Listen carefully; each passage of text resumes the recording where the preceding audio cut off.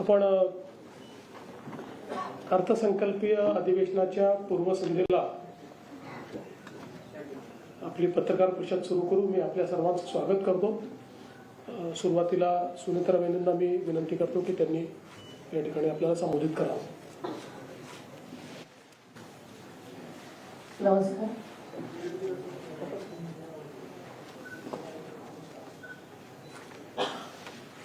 आपल्या महाराष्ट्राचे लाडके मुख्यमंत्री श्री देवेंद्रजी फडणवीस साहेब, उपमुख्यमंत्री एकनाथरावजी शिंदे साहेब आणि आपण सर्व पत्रकार बंधू वगैरे, उद्यापासून राज्याचा अर्थसंकल्पीय अधिवेशनाला सुरुवात होत आहे. अधिवेशनाच्या पूर्वसंध्येला आयोजित आपल्या या पत्रकार परिषदेसाठी उपस्थित असलेल्या सर्वच बंधू यांचं मी मनापासून स्वागत करते. अधिवेशनाच्या पूर्वसंध्येला चहापानाचा कार्यक्रमाचं आयोजन करण्याची जी पद्धत आहे, चहापानाचा कार्यक्रम केवळ औपचारिक नसतो तर तो संवादाचा प्रभावी मंच असतो. या मंचावर राज्याच्या विकासावर विधायक चर्चा व्हावी, जनतेचे प्रश्न सरकारपर्यंत पोहोचावे आणि त्यावर मार्ग निघावा तिचे सगळे अपेक्षित असतात. यंदाचे अधिवेशन हे महायुती सरकारचं दुसरं अर्थसंकल्पीय अधिवेशन आहे. जनतेने मोठ्या विश्वासानं गेल्या वर्षी पुन्हा एकदा महायुतीला सत्ता दिली, त्या विश्वासाला न्याय देण्याचा प्रयत्न महायुती सरकार करत आहे. आपल्याला सर्वांना माहिती की आदरणीय अजितदादांनी 11 वेळा राज्याचा अर्थसंकल्प सादर केला. दिवंगत वानखेडे साहेबांनंतर सर्वाधिक वेळा अर्थसंकल्प सादर करण्याचा मान आदरणीय दादांना मिळाला आहे. आदरणीय दादांनी सन 2011 मध्ये सादर केलेला हा पहिला अर्थसंकल्प हा 1,44,783 कोटी रुपयांचा होता. तर मागच्या वर्षी म्हणजे सन 2025 मध्ये त्यांच्या कारकिर्दीतील शेवटचा अर्थसंकल्प तब्बल 7,20,000 कोटी रुपयापर्यंत पोहोचला. या अर्थसंकल्पीय आकारमानात झालेली भरीव वाढ ही केवळ आकड्यांची वाढ नाही तर महाराष्ट्राला सर्वांगीण विकासाकडे नेण्याचं प्रगतीचं द्योतक आहे. आदरणीय दादांच्या पहिल्या अर्थसंकल्पाच्या काळात सुमारे 7,41,694 कोटी असलेला राज्याचा सकल देशांतर्गत उत्पादन GDP सन 2025-26 मध्ये जवळपास 50 लाख कोटी रुपयांपर्यंत पोहोचला होता. मात्र या विकासाच्या वेगात सुद्धा आदरणीय दादांनी राज्याच्या आर्थिक शिस्तीची आणि पारदर्शकतेची कधीही तडजोड केली नाही. विकास आणि शिस्त याचा समतोल राखत महाराष्ट्राला सक्षम आर्थिक दिशा देण्याचं काम त्यांनी केलं. मुख्यमंत्री देवेंद्रजी फडणवीस साहेबांच्या मार्गदर्शनाखाली आणि उपमुख्यमंत्री एकनाथजी शिंदे साहेबांच्या साथीनं आदरणीय दादांच्या अर्थसंकल्पाची जोरदार सुरुवातही झाली होती.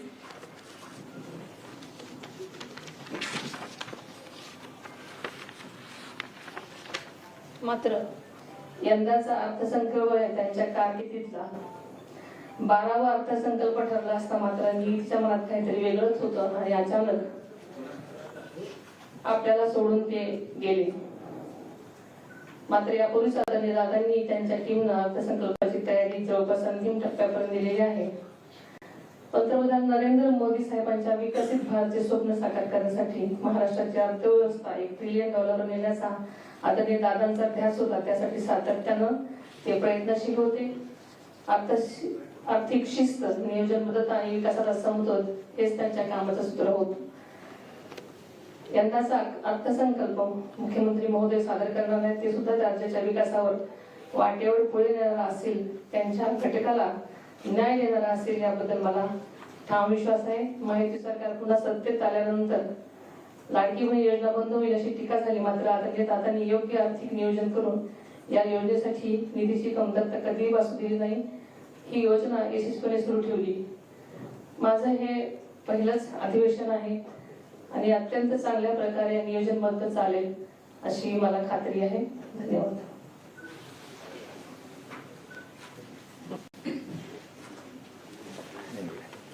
Right.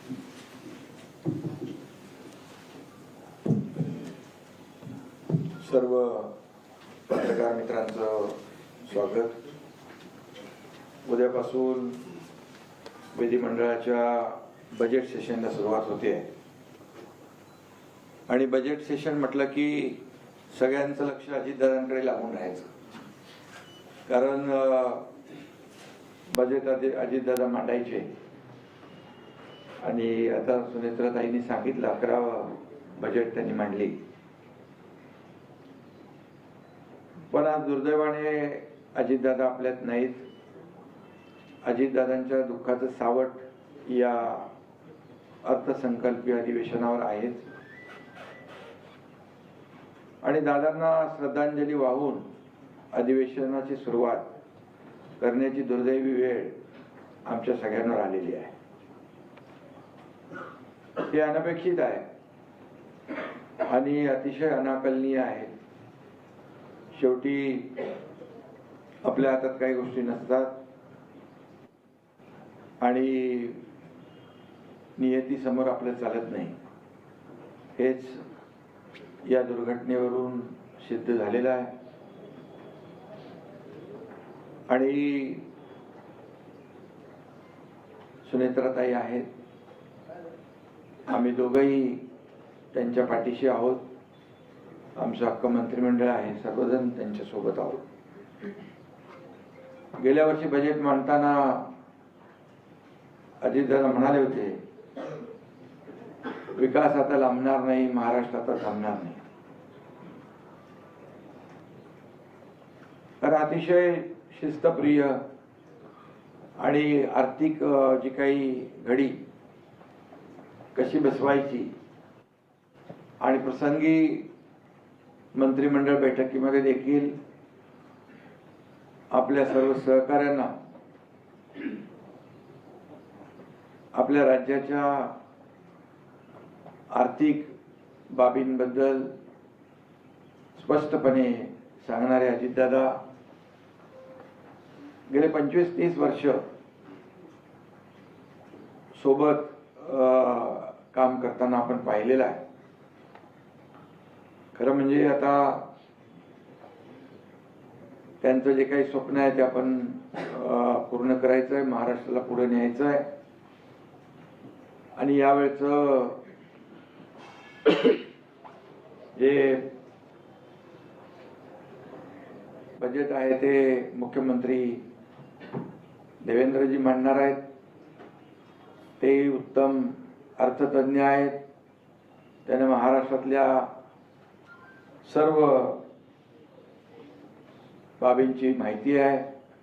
राज्याची आर्थिक नाडी त्यांना माहीत आहे आणि मला विश्वास आहे की त्यांनी मांडलेला अर्थसंकल्प राज्याला प्रगतीच्या नव्या शिखरावर नेणारा असेल. आणि सर्वसामान्य माणसाचं सरकार, सर्वसामान्यांचं सरकार म्हणून आम्ही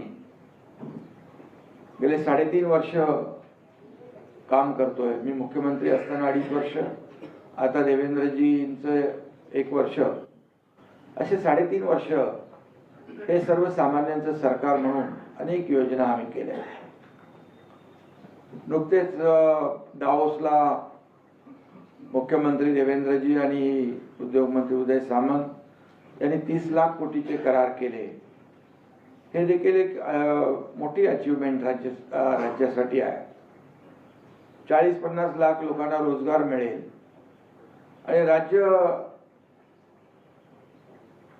या ठिकाणी प्रगतीपथावर नेण्याचं काम या माध्यमातून होत आहे. आणि खऱ्या अर्थाने आताच ताईंनी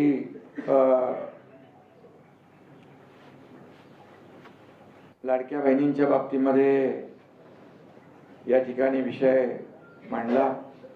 मला आठवत आहे मी मुख्यमंत्री असताना मुख्यमंत्री माझी लाडकी बहीण योजना देवेंद्रजी, मी, अजितदादा आम्ही ठरवलं की लाडकी बहीण योजना सुरू करायची. परंतु खर्च 45,000 कोटीच्या पेक्षा जास्त होता. पण शेवटी धाडस करण्याची आवश्यकता होती आणि ते आम्ही केलं.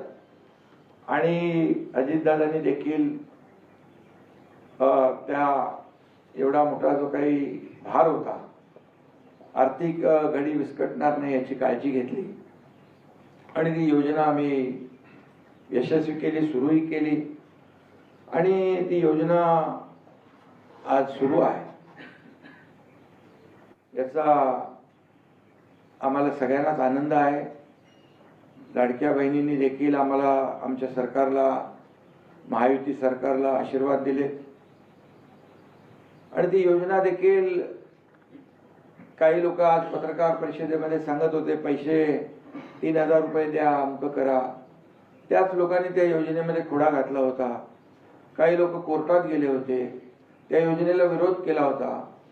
काय काय नको नको ते आरोप केले होते. त्यांना वाटलं होतं की फक्त आम्ही निवडणुकीची घोषणा करतोय, ती अंमलात आणणार नाही, परंतु आम्ही प्रिंटिंग मिस्टेक म्हणणारे नाही, जे बोलतो ते करून दाखवणारे आहोत आणि त्याप्रमाणे आम्ही केलं. आणि मी हेही सांगतो, जे आम्ही निवडणुकीच्या वेळेस ज्या घोषणा आम्ही केलेल्या आहेत त्या सर्व घोषणा योग्य वेळेत पूर्ण करणार हा विश्वास देखील या ठिकाणी मी आपल्याला देतो. कारण काही लोक म्हणाले आता या चहापानावर तर नेहमीप्रमाणे त्यांनी बहिष्कार घातलेलाच आहे. खरं म्हणजे हे अर्थसंकल्पीय अधिवेशन आहे. यामध्ये चहापान म्हणजे काय? हे काय फक्त सत्ताधाऱ्यांचं अधिवेशन नाही आहे. हे विरोधी पक्ष आणि सत्ताधारी सगळे रथाची 2 चाकं आहेत. परंतु हम नहीं सुधरेंगे वाली बात जी आहे, हम नहीं सुधरेंगे असं जे काही त्यांनी सिद्ध करून दाखवलंय. कम्युनिकेशन गॅप म्हणून कोणीतरी म्हटलं की येत आहेत, म्हणजे त्यांनी बहिष्कार चहापानावर घातला, पण त्यांच्या बैठकीवर त्यांच्या सहकार्याने बहिष्कार घातला. अरे येत आहेत, पण ते काय कोणी आलं नाही. आणि कम्युनिकेशन गॅप म्हणाले. खरं म्हणजे कम्युनिकेशन गॅप म्हणायला कम्युनिकेशन असावं लागतं. ते कम्युनिकेशन तुम्हाला माहित आहे कशा पद्धतीचं आहे. आणि म्हणून मला वाटतं हा राज्यसभेचा इफेक्ट असेल. एक अनार 100 बिमार, काय म्हणतो त्याला, एक बिमार अनार 100 बिमार. आणि त्यामुळे एक म्हणतो आम्ही देणार, एक म्हणतो आम्ही देणार नाही, तिसरा म्हणतो आम्ही काय करणार. असे अनेक आता आपल्याला खूप पुढे पाहायला मिळेल आणि मी त्याच्यात जात नाहीये. काही लोक म्हणाले की काळी ब्लॅक टी प्यायची, काळी चहा, काळी कॉफी प्यायची, यापेक्षा काळे धंदे बाहेर काढू. मी आपल्याला एवढंच सांगतो की जे काही पूर्वीचं सरकार होतं आणि त्यांनी जे काही काम केलं या महाराष्ट्रातल्या जनतेसमोर आहे. म्हणजे राज्यातल्या जनतेने विकासाला स्वीकारलंय आणि विकास विरोधी लोकांना नाकारलेला आहे. आणि त्यामुळे काळे धंदे कोणाचे होते ते मी आज काय बोलत नाही, मी योग्य वेळेला बोलेन. परंतु जनतेने त्यांना नाकारलं आणि महायुतीला स्वीकारलं, ही वस्तुस्थिती आहे. आणि जेव्हा समोरून सभागृहामध्ये बोलतील तेव्हा नक्कीच त्याचं उत्तर आम्ही देऊ. पण दिल्लीमध्ये AI समिट होतं, तुम्ही गेले होते ना. AI समिट होतं, जगभरातले लोक आले होते. भारत मंडपम मध्ये जे काही चित्र आपण पाहिलं, जगभरातले लोक आले होते. आणि आपला देश पुढे जातोय. या देशामध्ये, आपल्या भारतामध्ये, दिल्लीमध्ये आंतरराष्ट्रीय स्तरावरचं AI समिट होतं. आणि त्यावेळी चड्डी बनियान गँग तिकडे आली आणि त्यांनी काय तिकडे केलं ते आपण पाहिलेलं आहे. खरं म्हणजे त्यांची तर अब्रू त्यांनी वेशीवर टांगलेलीच आहे. परंतु आपल्या देशाचं देखील अपमान करण्याचा खऱ्या अर्थाने त्या ठिकाणी प्रयत्न केला. हे देशप्रेम आहे. मी काल त्याच्यावर बोललोय. काही देशभक्ती आहे का देशद्रोह आहे का आपल्या देशाची बदनामी करण्यासाठी जगभरातल्या आलेल्या लोकांसमोर हे सगळं घडवून आणायचं, आदरणीय प्रधानमंत्री महोदयांची बदनामी करायची. राहुल गांधी तर देशात पण करतात आणि विदेशात गेल्यावर देखील प्रधानमंत्र्यांची आणि आपल्या देशाची बदनामी करतात.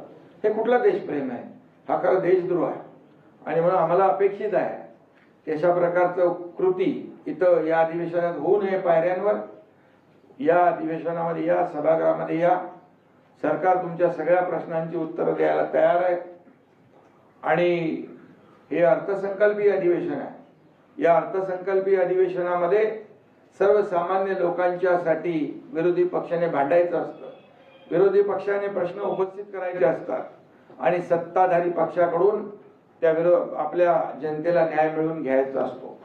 आम्हाला अपेक्षित आहे की त्यांच्याकडून अशा प्रकारची कृती होईल आणि भारत मंडपम सारखी कृती आम्हाला अपेक्षित नाही आहे. आणि म्हणून याचा भारत मंडपमचा मी कालही निषेध केला आहे. त्याचा निषेध करावा तेवढा थोडा आहे. आणि देश पुढे जातोय. पुन्हा एकदा मी सांगतो की हे देश पुढे जातोय. आपली अर्थव्यवस्था 11व्यावरून 4थ्यावर आली, 3ऱ्यावर येते आहे आणि महाराष्ट्राचं त्याच्यामध्ये मोठं योगदान आहे. आणि म्हणून महाराष्ट्र पुढे जातोय. 2.5 वर्षाचा माझा कालखंड आपण पाहिलाय. आता देवेंद्रजींचा वर्षभराचा जो कालखंड आहे तो आपण पाहतोय आणि देश प्रगतीपथाकडे चाललेला आहे. हे महाराष्ट्र मोठं राज्य आहे. आज किती योजना आम्ही केल्या तरी सुद्धा पायाभूत सुविधांमध्ये महाराष्ट्र नंबर 1 ला आहे. सगळ्यात जास्त पायाभूत सुविधा या महाराष्ट्रामध्ये सुरू आहे. त्यामुळे वेगवेगळ्या मॉडेलच्या माध्यमातून या ठिकाणी आपण पाहिलं. काही लोक म्हणाले एक तरी काम चांगलं दाखवा. हे कुठला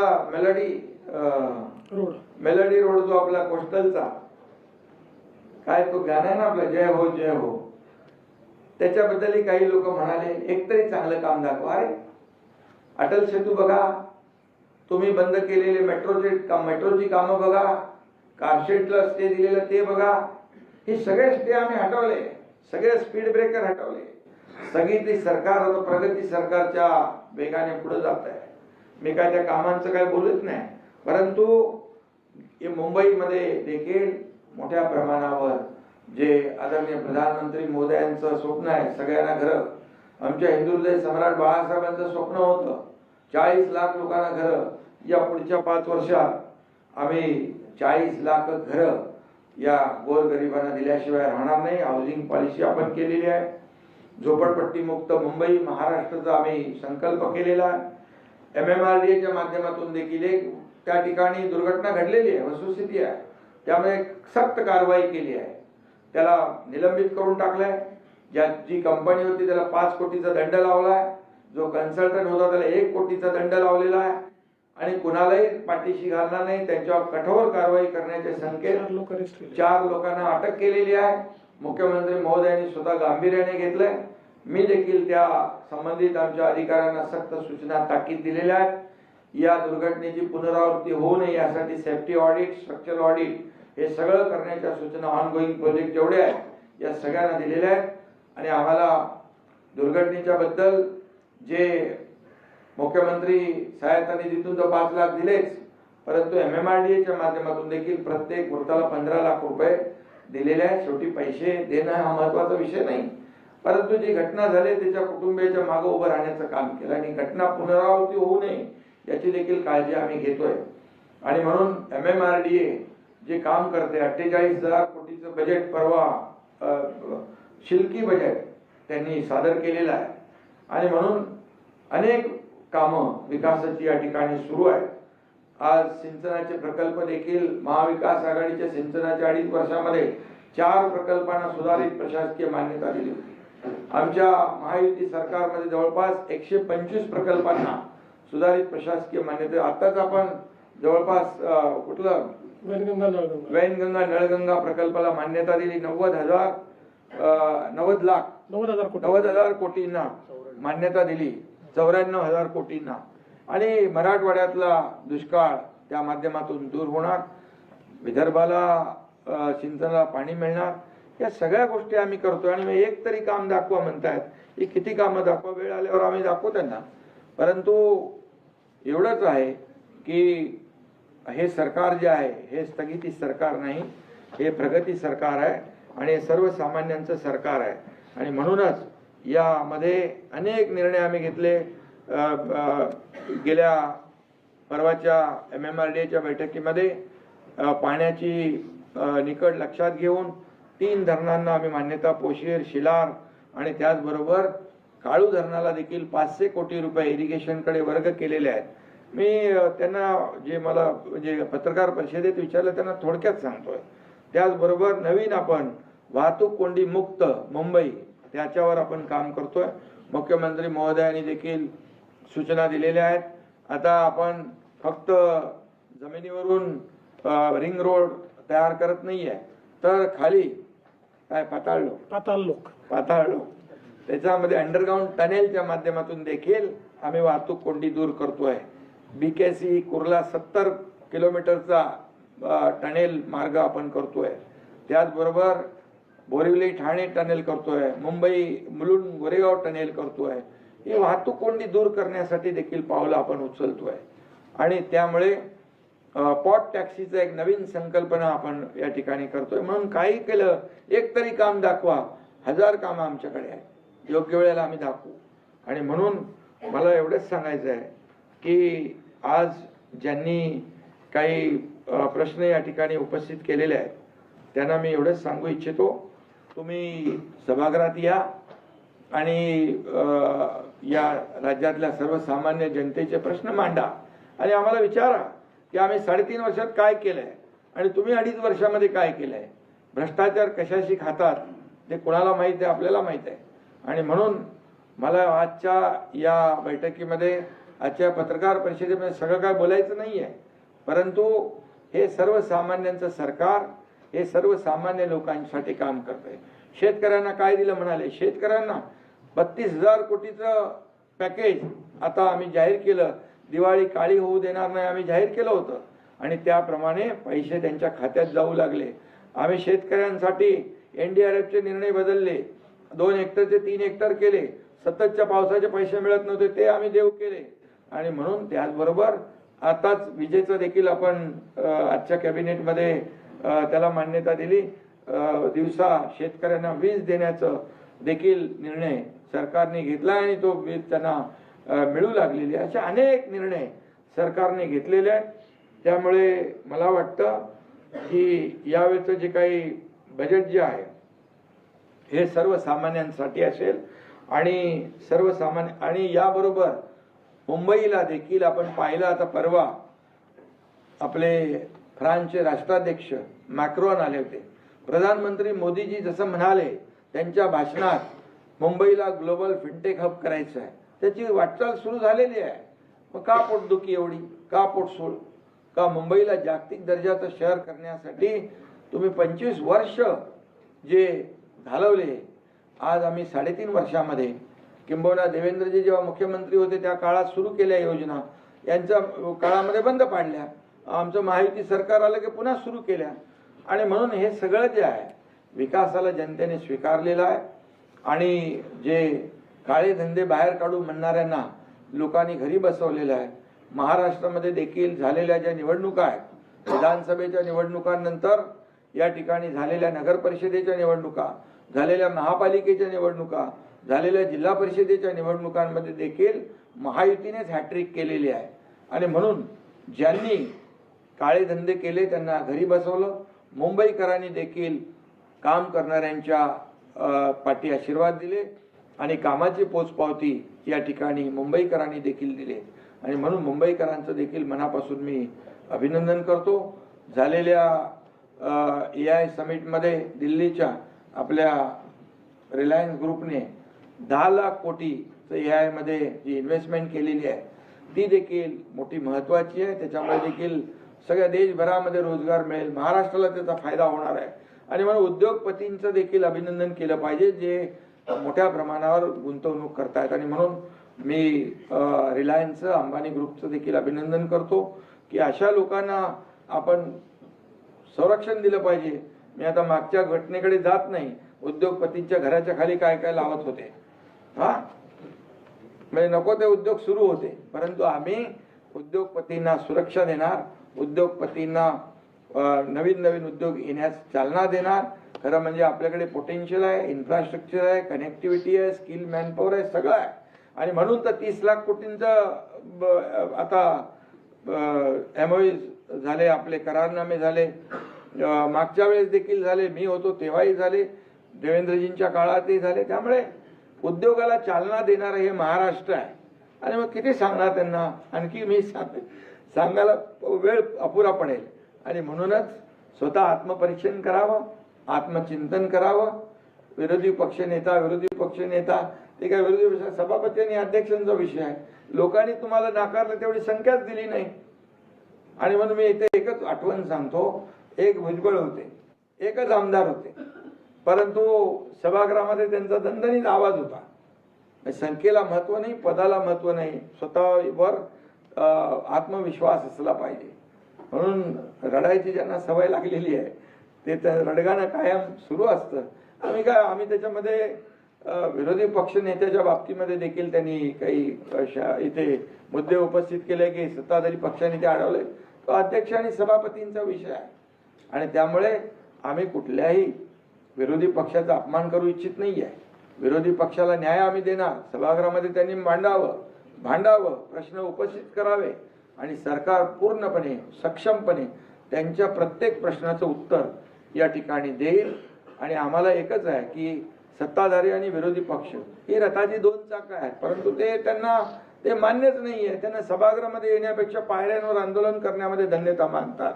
आणि म्हणूनच माझी त्यांना विनंती आहे की सभागृह हे अर्थसंकल्पीय अधिवेशन आहे आणि हे अर्थसंकल्प मुख्यमंत्री देवेंद्रजी मांडणार आहेत.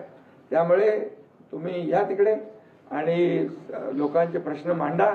नक्कीच जनतेला न्याय देण्याचं काम आम्ही सरकार म्हणून करू, हा विश्वास या ठिकाणी व्यक्त करतो.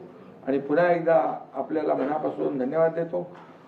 देवेंद्रजींना शुभेच्छा देतो की आपण हा अर्थसंकल्प मांडणार आहात. हा गोरगरिबांसाठी, सर्वसामान्यांसाठी, या महाराष्ट्राला पुढे नेण्यासाठी हा अर्थसंकल्प अतिशय महत्त्वाचा ठरेल, हा विश्वास या ठिकाणी व्यक्त करतो. धन्यवाद.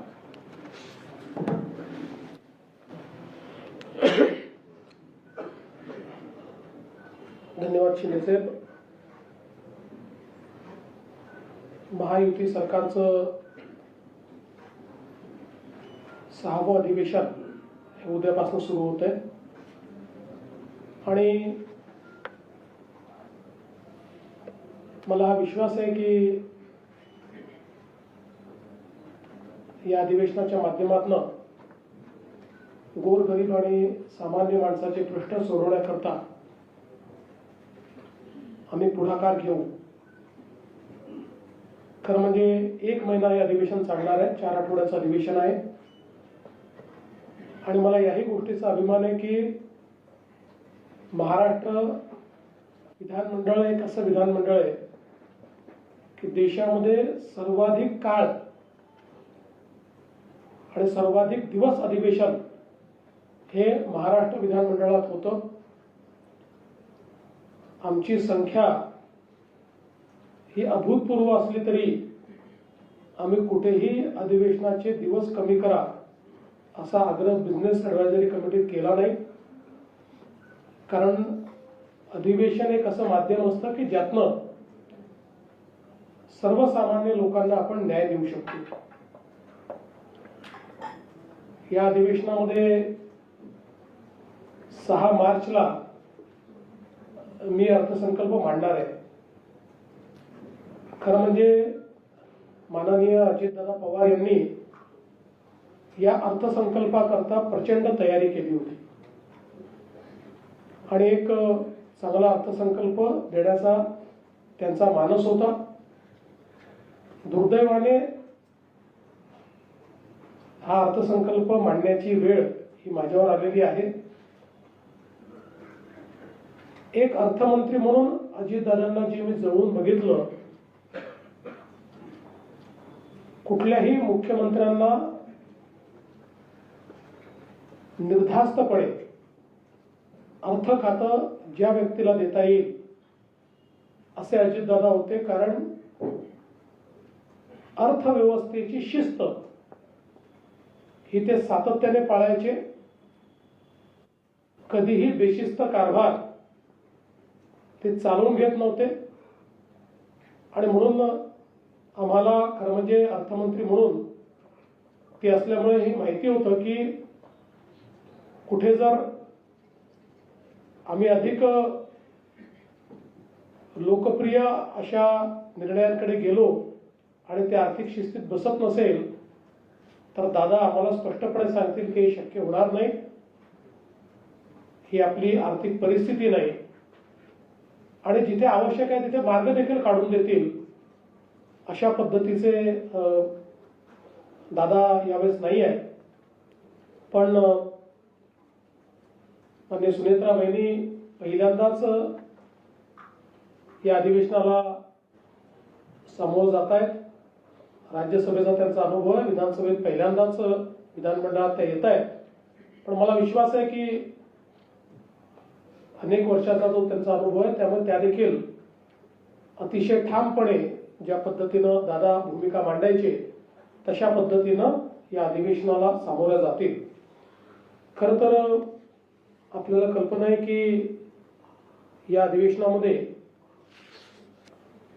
आपलं बजेट येत आहे आणि मला सांगताना आनंद वाटतो की नुकतंच केंद्र सरकारचं जे बजेट आलं त्या बजेटमध्ये महाराष्ट्राला मिळणाऱ्या निधीत 20,000 कोटी रुपयाची वाढ झालेली आहे आणि जवळपास टॅक्स डिव्होल्युशन मध्ये आता महाराष्ट्राला 98,306 कोटी रुपये मिळणार आहेत.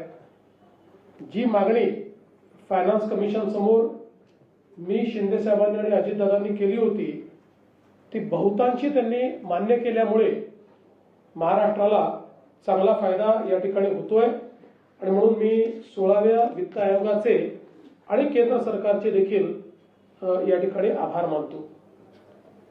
या केंद्राच्या बजेटमध्ये आपल्याला 2 हायस्पीड कॉरिडॉर तर मिळालेच, पण रेल्वेच्या बजेटमध्ये 23,000 कोटी रुपये हे आपल्याला मिळाले आहेत. कारण त्यावेळी मी सांगितलं होतं की माझ्याकडे फाईन प्रिंट आलेली नाही आणि म्हणून रेल्वेत किती पैसे मिळालेत मला कल्पना नाही, पण मला अतिशय आनंद आहे. हे का महत्वाचं आहे तर आपण जर युपीएचा काळ बघितला 10 वर्षात 12,000 कोटी रुपये महाराष्ट्राच्या रेल्वेला मिळाले आणि इथे दरवर्षी मागच्या वर्षी 22,000 कोटी दिले, यावर्षी 23,000 कोटी दिले. त्यामुळे प्रचंड मोठ्या प्रमाणात केंद्र सरकारच्या माध्यमातून आपल्याला निधी मिळतोय आणि यासोबत अजून वेगवेगळ्या ज्या काही ग्रोथ हब करता 1,000 कोटी असतील किंवा इतर गोष्टी असतील त्या गोष्टी आता या ठिकाणी मी सांगणार नाही. त्यामुळे एकूणच आपलं जे काही आपला अर्थसंकल्प आहे आपण हा केंद्रीय बजेट नंतर याकरताच घेतो की आपल्याला एकदा अंदाज आला की केंद्र सरकारकडनं किती पैसे मिळणार आहेत तर आपलं बजेट हे बऱ्यापैकी वास्तविक अशा पद्धतीनं होतं तर या सगळ्या गोष्टीचा अंतर्भाव आज त्या ठिकाणी आपण करणार आहोत. यावेळी मी केंद्र सरकारचे आणि विशेषतः शिवराज सिंग चौहान साहेबांचे देखील आभार मानेन की जुनी नरेगा आणि आता जी रामजी जी योजना झालेली आहे आपण ॲडिशनल मॅनडेजची त्या ठिकाणी एक मागणी केली होती आणि 1300 लाख मनुष्य दिवसावरनं 1600 लाख मनुष्य दिवस अशी आपल्याला त्यांनी वाढ करून दिल्यामुळे जवळपास 1,400 कोटी रुपये अतिरिक्त हे महाराष्ट्राला या ठिकाणी त्या माध्यमातून देखील मिळणार आहेत. डावोसमध्ये 30 लाख कोटी रुपयाचे करार आपण जे केले त्या संदर्भात बऱ्याच चर्चा झाल्या. निश्चितच तो विषय सभागृहात देखील येईल. त्यावेळी या संदर्भात काय वस्तुस्थिती आहे, जुन्या करारांची काय वस्तुस्थिती आहे या संदर्भातलं सगळं विवेचन आणि अनेकांच्या शंका असतात, काही गैरसमज असतात, त्या शंका आणि गैरसमज देखील दूर करण्याचं काम हे आम्ही करू. इंडिया AI समिटमध्ये महाराष्ट्राने चांगलं पार्टिसिपेशन केलं आणि विशेषतः आज आपण AI फॉर ॲग्रिकल्चर अशी एक आंतरराष्ट्रीय समिट चालू केली. त्याचं सॅटेलाइट सेशन हे महाराष्ट्राला इंडिया AI समिटमध्ये मिळालं होतं. मला सांगताना आनंद वाटतो की स्वर्गीय दादांनी त्यांच्या बजेटमध्ये 500 कोटी रुपयाचं AI मिशन सुरू केलं होतं. त्या मिशनच्या अंतर्गत आपण महाराष्ट्र पहिलं राज्य झालं की ज्यांनी महाविस्तार हा शेतकऱ्यांकरता एक AI ॲप तयार केला आहे. महाविस्तारमध्ये प्रत्येक शेतकऱ्याला त्याचा स्वतःचा एजंट आहे. म्हणजे त्याला वैयक्तिक ज्या गोष्टीची माहिती पाहिजे आहे, वेदरची माहिती पाहिजे, त्याला पीक पद्धतीची माहिती पाहिजे, त्याला पिकाच्या सायकलची माहिती पाहिजे, काय वापरलं पाहिजे, कुठल्या स्टेजला याची माहिती पाहिजे, इथपासनं तर अगदी फोटो काढला की त्या फोटोवरनं तो AI एजंट त्याला सांगणार आहे की त्याच्या पिकाची परिस्थिती काय आहे आणि त्याच्यावर कुठल्या प्रकारची कीड येऊ शकते. इथपर्यंत सगळ्या गोष्टी, मार्केट लिंकेज असेल, वेगवेगळे भाव असतील, एका ॲपवर हे सगळे त्याला मिळणार आहेत. आणि मला सांगताना आनंद वाटतो की महाराष्ट्रातल्या 30 लाख शेतकऱ्यांनी याचा वापर सुरू केलेला आहे. बहुभाषिक अशा प्रकारचं ॲप आहे. ज्याला टायपिंग करता येत नाही, तो बोलला तरी त्याला तिकडनं उत्तर मिळणार आहे. त्याने टाईप केलं तर टाईप करून त्याला उत्तर मिळणार आहे. आणि आता वेगवेगळ्या भाषांसोबत पहिल्यांदा आज एक पहिला प्रयोग आपण केला की त्याच्यामध्ये आमच्या आदिवासी भागातली जी भिली भाषा आहे, भिली, या भिली भाषेचं इन्क्लुजन आता आज आपण त्याच्यामध्ये केलं. म्हणजे भिली भाषेतही कुठलाही प्रश्न विचारला शेतीच्या संदर्भात तर रिअल टाइम त्याला त्या ठिकाणी ते उत्तर मिळेल. आणि आता ॲग्रीस्टॅक हा जो काही आपण तयार केलेला आहे त्याच्याशी हे जोडल्यानंतर महाराष्ट्र AIच्या वापरामध्ये, ॲग्रिकल्चरमध्ये, कृषीमध्ये खूप पुढे जाणार आहे. आणि आज वेगवेगळे स्टार्टअप्स हे देखील आपल्या या हा जे प्रदर्शन आपलं आहे त्याच्यामध्ये आलेले आहेत. आणि या AI समिटला जगातलं, देशातलं कुठल्याही राज्याने घेतलेलं पहिलं ॲग्री AI समिट म्हणून केंद्र सरकारने त्याला मान्यता दिलेली आहे. त्यामुळे शेतीच्या क्षेत्रामध्ये मोठ्या प्रमाणात AIचा वापर, आणि तो कशा करता तर AIचा वापर केल्यामुळे उत्पादन खर्च 25% 40% कमी करता येतो. या दृष्टीने हा AIचा वापर त्या ठिकाणी आपण करतो.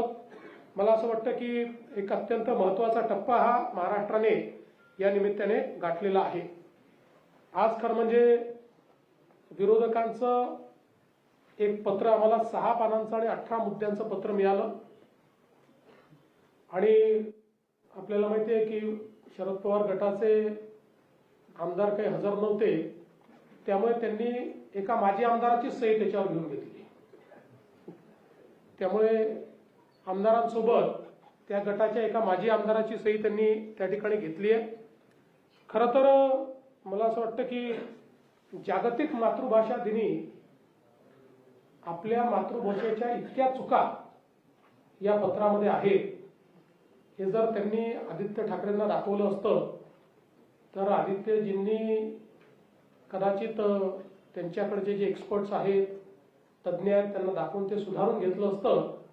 पण अतिशय म्हणजे चुका दुरुस्त करून करून काट करून असं एक पत्र आम्हाला त्यांनी दिलेलं आहे. आणि त्यामध्ये खरं म्हणजे आपण विचार केला तर आपल्या सगळ्यांचं कॉन्ट्रीब्युशन खूप आहे त्या पत्रामध्ये. ते कसं आहे माहिती आहे, आपण ज्या बातम्या छापता त्याचा पॅराग्राफ उचलून टाकून दिलाय जसाच्या तसा. म्हणजे त्याच्यात त्यांनी स्वतःची भाषा देखील वापरण्याचा प्रयत्न केलेला नाही. त्याच ठिकाणी फक्त शुद्ध लेखन बरोबर आहे, बाकी ठिकाणी प्रॉब्लेम आहे. आणि मला असं वाटतं की या सगळ्या बातम्या टाकून आणि त्यांनी, पण ठीक आहे, मला असं वाटतं की भास्कर जाधव तसे प्रामाणिकपणे बोलतात, त्यामुळे त्यांनी त्यांच्यात काय गॅप आहे वगैरे हे त्या ठिकाणी नेहमीच प्रांजळपणे कबूल करतात, तशी कबूल त्यांनी केली आहे. मुळात एकच गोष्ट सांगतो की सातत्याने जनादेशाचा अपमान करण्याचं काम विरोधी पक्षाच्या वतीनं होतं. सत्ताधाऱ्यांना मस्ती आली आहे, सत्ताधाऱ्यांना मात चढलाय, अशा पद्धतीनं जनादेशाचा अपमान ते करतात. खरं म्हणजे आमचे सगळे सत्तारूढ पक्ष हे विनम्रतेनं जनतेमध्ये जात आहेत आणि जनतेची सेवा करतायत. म्हणून स्थानिक स्वराज्य संस्थांमध्ये अभूतपूर्व अशा प्रकारचा विजय हा आम्हाला जनतेने दिलेला आहे. यातनंही जर हे शिकणार नसतील तर मला असं वाटतं की विरोधी पक्षाचं काय होईल याबद्दल वेगळं काही सांगण्याची आवश्यकता नाही. बरं, यात अनेक गोष्टी अभ्यास न करता मांडायच्या. मुख्यमंत्री सौर ऊर्जा प्रकल्पात 12,000 कोटीचा भ्रष्टाचार. आता याच्यामध्ये मुळामध्ये ज्यांना कामं दिली होती त्यातल्या ज्या लोकांनी कामं वेळेवर केली नाही, पैसे आपले नाही, तेच स्वतः पैसे लावणार आहेत. याच्यामध्ये आपण पैसे देत नाही, ते स्वतः पैसे लावतात आणि काम करतात. त्यांना ज्यांना दिली होती अशी ज्यांनी कामं पूर्ण केली नाही, अर्धवट केली, त्यांची बँक गॅरंटी 40 कोटी रुपयाची ही आपण जप्त केली. त्यामध्ये 5 कंपन्यांची बँक गॅरंटी फेक आहे असं आपल्या लक्षात आलं जप्त करताना. त्यामुळे त्यांच्यावर आपण FIR दाखल केलेला आहे आणि त्यांनी जे काही काम त्या ठिकाणी केलं असेल त्याच्यासहित आता ते काम आपण दुसऱ्याला देऊ. याच्यात 1 पैशाची कुठेही इन्व्हेस्टमेंट राज्य सरकारची नाही. हे सगळे स्वतःचे पैसे लावून काम करणारे लोक आहेत. तथापि त्यांनी खोटी बँक गॅरंटी दिल्यामुळे त्यांच्यावर आपण FIR केलाय. त्यामुळे कुठलीही माहिती न घेता बोलण्याची जी काही एक प्रथा विरोधी पक्षात पडली आहे, विरोधी पक्षाने आरोप केलाच पाहिजे, पण तो माहितीसहित, पुराव्यांसहित आणि शार्प आरोप केला पाहिजे. हवेत गोळीबार करायचा आणि पळून जायचं हे करणं योग्य नाही आहे. त्यामुळे याही सभागृहामध्ये ते जे काही आरोप प्रत्यारोप जे काही करतील निश्चितपणे त्या संदर्भात उत्तर द्यायला आम्ही तयार आहोत. या ठिकाणी या विधिमंडळाच्या अधिवेशनात एकूण 15 विधेयकं हे त्या ठिकाणी मांडली जातील, ज्यामध्ये 2 विधेयकं हे जुने प्रलंबित विधेयक आहेत. हे सगळे विधेयकं पूर्ण चर्चेअंती आम्ही त्या ठिकाणी मंजूर करू आणि भरपूर चर्चेची संधी ही विरोधी पक्षाला, सत्तारूढ पक्षाला, सगळ्यांना आम्ही देणार आहोत. चर्चेतनं प्रश्न सुटतात आणि विधानमंडळामुळे प्रशासन जे आहे हे त्या ठिकाणी तंदुरुस्त राहतं असं मानणाऱ्यांपैकी आम्ही असल्यामुळे पूर्ण काळ विधानमंडळ चालेल. आमचे अध्यक्ष तर कधी कधी रात्री 12 वाजेपर्यंत चालवतात. त्यांना आम्ही विनंती करतो की तुम्ही थोडं वेळेत बंद करा, तरी ते चालवतात.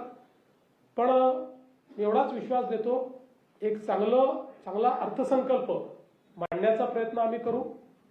जे मुद्दे माननीय अजितदादांना अपेक्षित होते ते सगळे मुद्दे या अर्थसंकल्पामध्ये त्यांनी जे काही सूचना केल्या होत्या त्या सगळ्या सूचना या आम्ही अंतर्भूत करू आणि जनसामान्यांना दिलासा देत असताना आर्थिक शिस्त देखील राज्याची पाळता आली पाहिजे या दृष्टीनं काही कडक पावलं देखील उचलायची आवश्यकता पडली तर ती देखील आम्ही उचलायला मागे पुढे पाहणार नाही, हा विश्वास मी आपल्या सर्वांना देतो. धन्यवाद.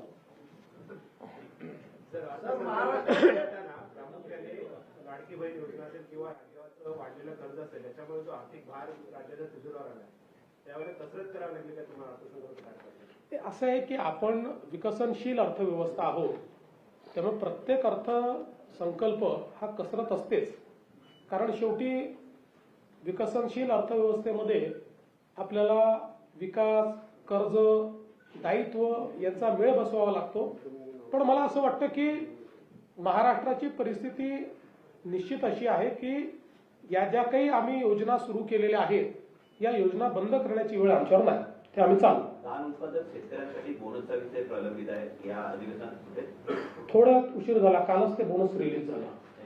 राष्ट्रवादी शरद पवार पक्षाचे नेते आजच्या महाविकास आघाडीच्या बैठकीत नव्हते, त्याचा अर्थ असा घ्यायचा का की ते विरोधी करण्याच्या मुद्द्यावर किंवा सरकारकडे उभा आहे किंवा बघा, आता त्यांच्या पक्षाच्या निर्णयाचं मी कसं उत्तर देऊ? आम्ही तिघेही नाही देऊ शकत.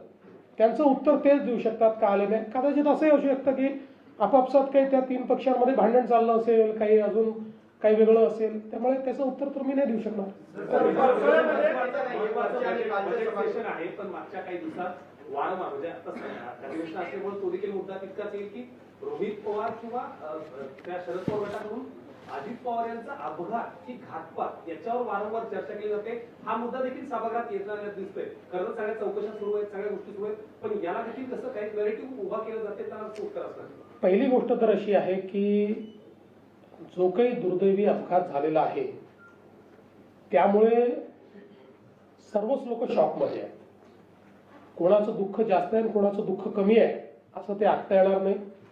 आणि मला असं वाटतं की त्यांच्या परिवारापेक्षा जास्त दुःख कोणाला असूही शकत नाही. पण सगळेच लोक त्यामध्ये दुःखी आहेत. आता या संदर्भात हा जो काही अपघात झालेला आहे किंवा जी घटना घडलेली आहे याची DGCAच्या माध्यमातून चौकशी चालली आहे. DG सेफ्टी स्वतः ती चौकशी करतायत. आपण CID चौकशी सुरू केली होती, मात्र राष्ट्रवादी काँग्रेस पक्षाच्या वतीनं आम्हालाही विनंती आली की याची CBI चौकशी झाली पाहिजे.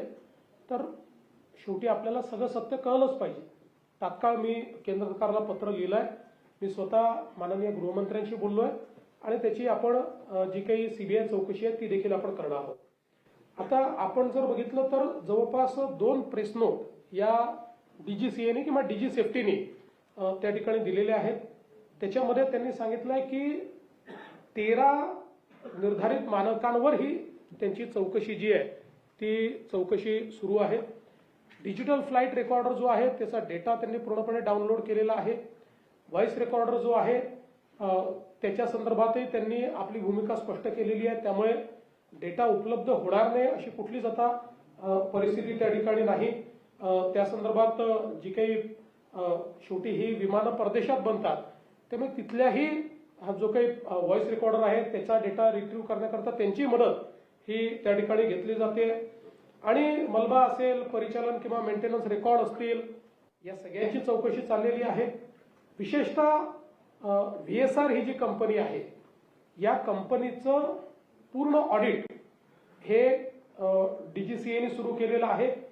आणि केवळ या अपघातापुरतं ते ऑडिट चाललेलं नाही आहे, तर त्यांचं पूर्ण गेल्या काही वर्षाचं सगळ्या फ्लाईट्सचं ऑडिट हे त्या ठिकाणी अतिशय कडक पद्धतीनं करण्यात येत आहे. त्यांचे लॉगबुक्स असतील, तिथे FTDL जे असतं त्याचं ते योग्य प्रकारे पाहिले गेले की नाही, मेंटेनन्स योग्य प्रकारे होता की नाही, या सगळ्या गोष्टींचं त्या ठिकाणी चौकशी चाललेली आहे. त्यामुळे मला असं वाटतं की या सगळ्या चौकशीचा जो काही निकाल आहे त्याची वाट बघितली पाहिजे. अर्थात या संदर्भात कोणाच्या मनात शंकाच असू नये असं म्हणणाऱ्यांपैकी मी नाही. कोणाच्याही मनात शंका असेल तर माझं तर मत असं आहे की या संदर्भात ती शंका ही जी काही योग्य अथॉरिटी आहे त्या अथॉरिटीकडे व्यक्त केली पाहिजे. म्हणजे अगदी ज्यांच्या मनात शंका आहे त्यांनी DGCAला त्या शंकांच्या संदर्भातलं एखादं पत्र लिहावं किंवा आमच्याकडे दिलं तर आम्ही देखील ते पत्र हे DGCA पर्यंत पोस्ट करू. कारण कुठली शंका, व्हॅलिड शंका तर वेगवेगळ्या प्रकारच्या काही काढता येऊ शकतात, ते त्याच्याबद्दल म्हणत नाही. कारण शेवटी एखादी थिअरी तयार करायची तर कुठली थिअरी तयार होते, पण ज्या काही व्हॅलिड शंका आहे यातल्या प्रत्येक शंकेचं उत्तर मिळालंच पाहिजे. हा आमचाही आग्रह आहे, हा सुनेत्राताईंचाही आग्रह आहे आणि पवार कुटुंबाचाही आग्रह आहे. त्याच्यामुळे मला असं वाटतं की ज्या काही शंका असतील त्या त्यांनी म्हणजे ज्याच्यावर समजा 13 निर्धारित जे मुद्दे आहेत त्या मुद्द्याच्या बाहेरही कोणाची शंका असेल तर त्यांनी ते DGCAला लिहिलं पाहिजे.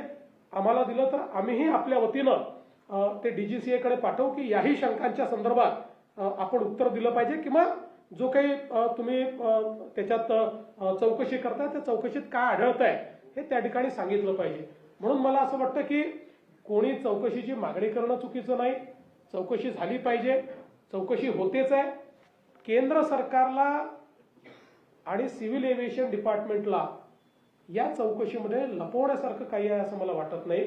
किंबहुना आम्ही सगळे रोज फ्लाय करतो, केंद्रातले मंत्री करतात, पंतप्रधान करतात, आम्ही सगळे करतो. त्यामुळे यातनं जे काही बाहेर येईल ते आमच्या सगळ्यांच्याही जीविताच्या दृष्टीनं अत्यंत महत्त्वाचं ठरणार आहे. जर त्याच्यातले काही लॅप्सेस असतील तर ते पुढे होऊ नये या दृष्टीनं ते देखील महत्त्वाचं ठरणार आहे.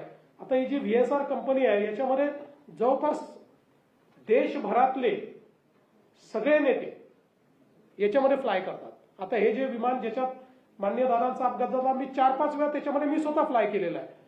त्यामुळे मला असं वाटतं की या संदर्भात अपेक्षा एवढीच आहे की शंका त्याचं उत्तर हे आपण घेतलं पाहिजे. कुठल्याही पद्धतीनं स्वर्गीय दादांचा अपमान होईल किंवा स्वर्गीय दादांच्या परिवाराला त्रास होईल अशा पद्धतीनं फक्त कोणी वागू नये ही एक माझी अपेक्षा आहे. बाकी कुठलेही प्रश्न जे आहेत ते प्रश्न विचारले पाहिजेत आणि ते प्रश्न योग्य ठिकाणी पोहोचले पाहिजे. सत्तेतल्या राष्ट्रवादीला कॉर्नर करण्यासाठी म्हणून देवेंद्र फडणवीस यांनी मंत्रालयामध्ये नरहरी झिरवळ यांच्या केबिनमध्ये अँटी करप्शन ब्युरोची रेड करवली आणि त्यामुळे नरहरी झिरवळांचा राजीनामा घ्या अशी मागणी विरोधकांनी केली. जर एखादी तक्रार मिळाली तर देवेंद्र फडणवीसच्या केबिनमध्ये रेड होईल.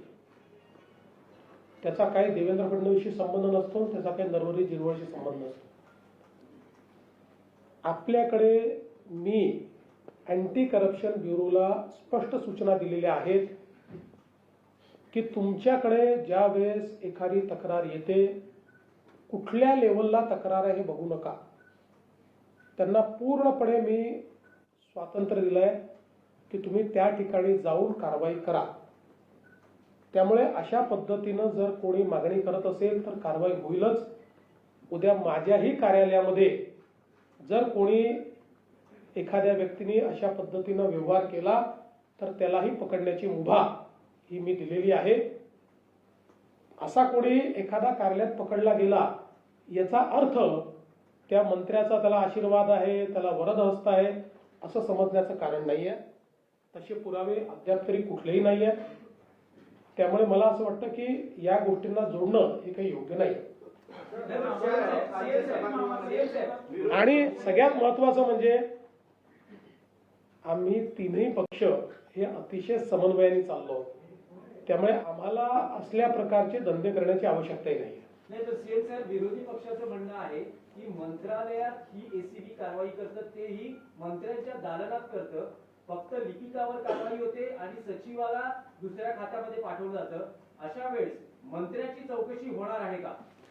नाही, समजा मंत्र्याच्या विरुद्ध पुरावा असता, कारण आपल्याला एक कल्पना देऊन देतो, एसीबी ट्रॅप कधी करतं माहितीये, त्याच्याकरता आधी पूर्ण पुरावे तयार होतात, संभाषण तयार होतं, संभाषण टेप होतं किंवा वेगवेगळ्या पद्धतीनं त्यांच्यासोबत कोणीतरी जाऊन काय बोलणं झालंय त्याची नोंद घेतं.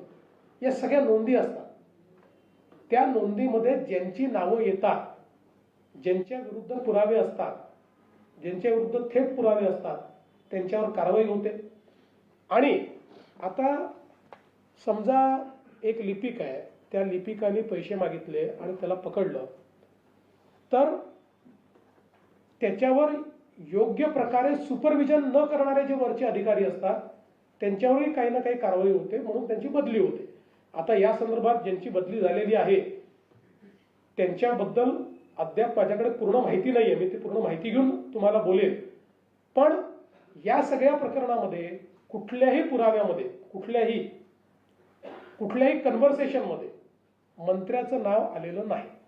ते जर आलं असतं तर आम्ही निश्चितपणे मंत्र्यांना देखील राजीनामा मागितला असता, पण ते कुठेही आलेलं नाही. मंत्र्यांच्या दालनात होते, राज्य सरकारच्या प्रतिमेला धक्का बसतो असं तुम्हाला वाटत नाही का?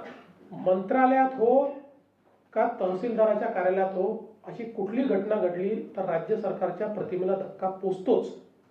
कारण कोणीही राज्य सरकारचा अधिकारी किंवा कर्मचारी ज्यावेळेस अशा प्रकारची लाचखोरी करतो तर ते कुठल्या शासनाला भूषणावं नसतंच. आणि म्हणूनच तुम्ही बघा, याला दोन्ही पद्धतीनं पाहता येईल. एक पद्धत ही आहे की कारवाई न करणं, पण दुसरी पद्धत आम्ही अवलंबलेली आहे की मोठ्या प्रमाणात करा. तुम्ही बघा, रोज तुम्हाला लक्षात येत असेल, रोज आम्ही 0 टॉलरन्स ठेवलाय. रोज कुठे ना कुठे कारवाई चाललेली आहे. कारण ACBला सांगितलेलं आहे की अशा पद्धतीनं जर कोणी वागत असेल आणि जनसामान्यांकडनं पैसे वसुली होत असेल तर कारवाई कराच. आता याला कोणी दुसरं हे म्हणू शकेल की लाचखोरीची प्रकरणं वाढली. प्रकरणं वाढली नाही, कदाचित हे आधी करत असतील पण तुम्हाला माहिती नव्हतं किंवा तुम्ही कारवाई नसेल केली. समजल्याबरोबर कारवाई करणं हाच याच्यावरचा उपाय आहे. सर, अल्पसंख्याक विभागाच्या शाळांना मान्यता दिली होती, तुम्ही त्याला स्थगित दिली होती. मात्र आता त्या विभागाने स्पष्टीकरण दिलेलं आहे की आजीदादांच्या काळातच याला सगळी मान्यता मिळाली होती आणि कुठेतरी महापोर्टल जे आहे त्याच्या बिघाडामुळे उशिरा अपलोड झालेला आहे. असं आहे की या संदर्भात आता हा विभाग माननीय उपमुख्यमंत्री महोदयांकडे आहे. त्या पूर्ण चौकशी करता आहेत. त्यात जे तथ्य असेल ते तथ्य तुमच्यासमोर मांडलं जाईल. मला सुमित्रा वहिनीला प्रश्न विचारायचा आहे की आता सीएम साहेबांनी तर खुलासा केलाच आहे या सगळ्या अभ्यास प्रकरणासंदर्भात, पण रोहित पवार ते प्रश्न रोज अनेक वेगळे उपस्थित करतात, पण मुंबईत नाही करत, ते दिल्लीत जाऊन करतायत. तुम्हाला याच्या संदर्भात काय बोलायचं आहे का? कारण की तुमच्याकडनं कुठलीच प्रतिक्रिया येत नाहीये आणि या सगळ्या गोष्टींमध्ये एक मुद्दा उपस्थित राहतो की तुम्ही जी भूमिका मांडली, म्हणजे जय पवारांचा आम्ही इन्स्टावर भूमिका मांडली बघितली, पण या रोहित पवार जे रोज मुद्दे मांडतात ते तरी मान्य आहे का? मग काय नेमकं काय? आताच आपल्याला माननीय मुख्यमंत्र्यांनी असं उत्तर दिलेलं आहे. आणि चौकशी म्हणजे आम्ही पण त्यांना सांगितलेलं आहे. मी CBI तर्फे चौकशीचे पत्र मुख्यमंत्री साहेबांना दिलेलं आहे. त्यामुळे चौकशी आपल्याला कळेलच काय ते. असं आहे की यातलं प्रत्येक गोष्ट ही सगळ्यांना समजलीच पाहिजे हा आमचा आग्रह आहे. त्यामुळे आम्हीही त्याचा पाठपुरावा करत राहू. प्रत्येक जी गोष्ट ज्यातनं शंका उपस्थित होते त्याचं उत्तर येतपर्यंत आम्ही पाठपुरावा करणार.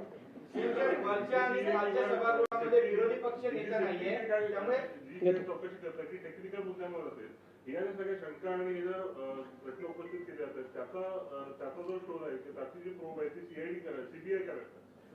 CBI पण सगळ्या गोष्टींचा करेल आणि DGCA करते म्हणजे त्याच्यामध्ये लॉगबुक पाहिलं जातं, पायलट्स एलिजिबल होते की नाही पाहिलं जातं, पायलटच्या टेस्ट झाल्या होत्या की नाही पाहिलं जातं, इंजिनचा मेंटेनन्स झाला होता की नाही पाहिलं जातं. एक विमान जेव्हा आपण उडवतो त्यावेळी अनेक चेक्स असतात स्टॅट्युटरी, ते सगळे चेक झाले होते की नाही, त्याच्यामध्ये काही लॅप्सेस आहे का. याच्यासोबत हे जे डिजिटल फ्लाईट रेकॉर्डर आहे किंवा व्हॉइस रेकॉर्डर आहे यातनं प्रत्यक्ष त्या क्षणी काय घडत होतं याची माहिती मिळते. त्यामुळे मला असं वाटतं की आत्ता म्हणजे मी काही याचा एक्सपर्ट नाही आहे, मला त्यातली सगळी माहिती नाही आहे. आत्ता याच्यावर स्पेक्युलेशन करण्यापेक्षा एकदा पूर्ण चौकशी होऊन मला असं वाटतं की त्यांची नेहमीची पद्धत असते, पहिले प्रिलिमिनरी रिपोर्ट देतात आणि मग फायनल रिपोर्ट देतात, तर त्याची वाट आपण बघितली पाहिजे.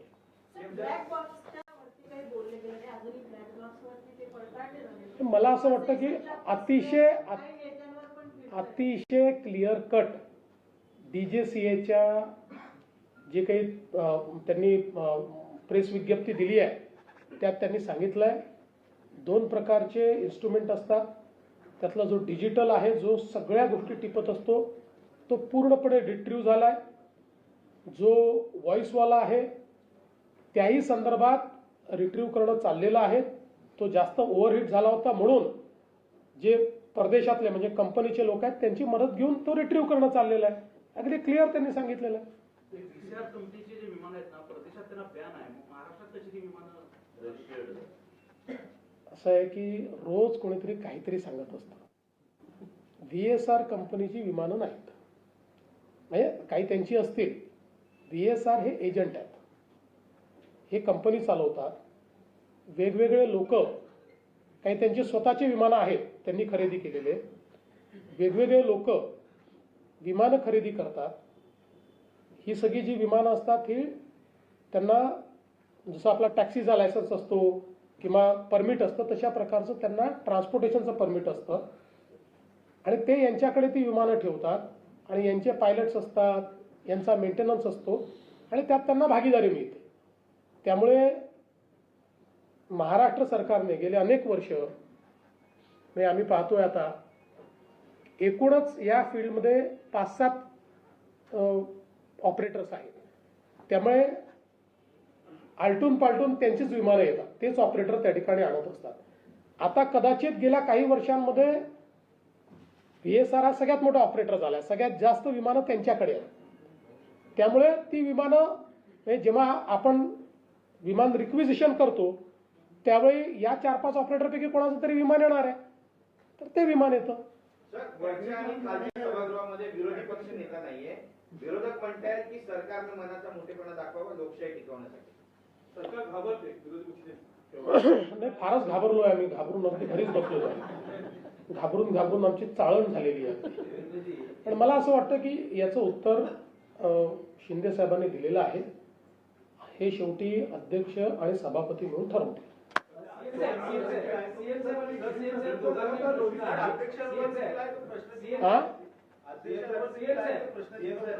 अध्यक्षांवर कुठलंही प्रश्नचिन्ह नाही. रोज उठून काहीतरी आरोप लावायचे ही जी काही सवय आहे ही योग्य नाही आहे. त्याचं योग्य उत्तर मिळेल. कांग्रेस ने जो किया AI समिट में उसको आप कैसे देखते हैं? आज प्रधानमंत्री भी बहुत देखिए, मुझे ऐसा लगता है कि बीजेपी को विरोध करते करते कांग्रेस देश को विरोध करने लगी है. ये जो AI समिट है ये भारत की AI समिट थी और दुनिया भर के प्रधानमंत्री, राष्ट्रपति, head of the states, ministers पहली बार इतने बड़े पैमाने पर भारत में AI समिट में आए थे. ग्लोबल साउथ की AI लीडरशिप ये भारत को मिल रही है. और सबसे बड़ी बात, 1 साल पहले दुनिया के एक्सपर्ट कहते थे कि भारत को लार्ज लैंग्वेज मॉडल LLM तैयार करने के लिए बहुत साल लगेंगे.